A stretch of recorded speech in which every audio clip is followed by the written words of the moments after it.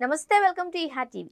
ముంబైకి చెందిన అంకుర్ జవేరి అనే ఒక ప్రొఫెషనల్ తాజా లింక్డ్ఇన్ లో పెట్టిన ఈ పోస్ట్ పట్టణ ప్రాంత మధ్యతరగతి తల్లిదండ్రుల ఆర్థిక భారాన్ని ఎత్తి చూపుతూనే పిల్లల పెంపకాన్ని, చదువుకు అయ్యే ఖర్చు విపరీతంగా పెరుగుతూ ఉండడంపై ఆందోళన రేకెత్తించింది.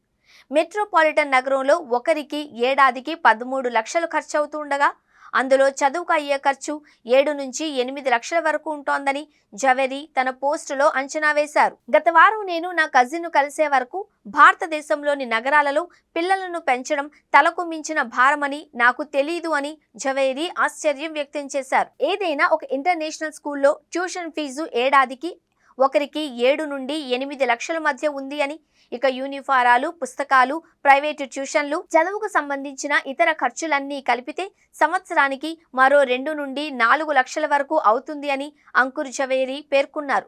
ఒక విద్యా సంవత్సరానికి మొత్తం ఖర్చు దాదాపుగా 12 లక్షలు అవుతోంది అని చెప్పారు. జవేరి మరికొన్ని ఖర్చులను కూడా పరిగణనలోనికి తీసుకున్నారు. 12 లక్షలకు అదనంగా కోచింగ్, పాఠ్యేతర కార్యకలాపాలు, దుస్తులు, పుట్టినరోజు పార్టీలు, హాలిడే ఖర్చులు మొదలైనవి కూడా నెలకు 8,000 నుండి 10,000 చొప్పున కలిపితే మొత్తం వార్షిక వ్యయం 13 లక్షలు అవుతుంది అని తన పోస్టులో అంచనా కట్టారు. ఈ లెక్కలన్నీ కూడా తన పై అంచనాలను మాత్రమే అని అంగీకరిస్తూ నేనింకా ఏవైనా మిస్ అయ్యానేమో తల్లిదండ్రులు చెప్పాలి అని జవేరి నెటిజన్ల అభిప్రాయాన్ని కోరారు.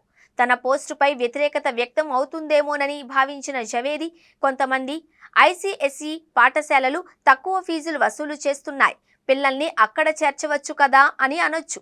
ఇక్కడ నేను 2 విషయాలను తీసుకొని ఈ లెక్కలు వేశాను. అవి 1, ఎక్కువ మంది తల్లిదండ్రులు తమ పిల్లలకు మంచి చదువును అందించాలి అని కోరుకుంటారు.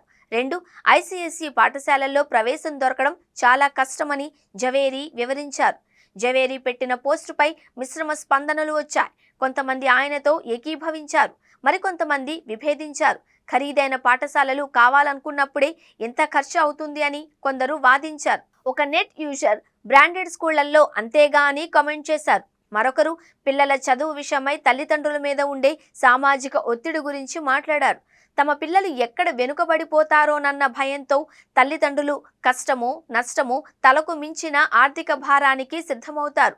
ప్రైవేటు స్కూళ్లు చెప్పే ఫీజులు కడతారు అని చెప్పారు. ఒక నెటిజన్ జవేరి పోస్టుతో పూర్తిగా విభేదించారు. సెలబ్రిటీల పిల్లలు చదివే స్కూళ్లలో మీ పిల్లల్ని ఎవరు చదివించమన్నారు అని విమర్శించారు.